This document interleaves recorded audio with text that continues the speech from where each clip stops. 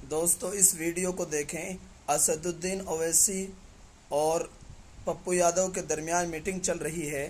اسد الدین اویسی نماز کا وقت ہونے پر پپو یادو سے کہہ رہے ہیں کہ نماز کا وقت ہو چکا ہے، آپ سے زیادہ قیمتی نماز ہے۔ سنیے یہ تھا ہم وہی میں کہہ رہا ہوں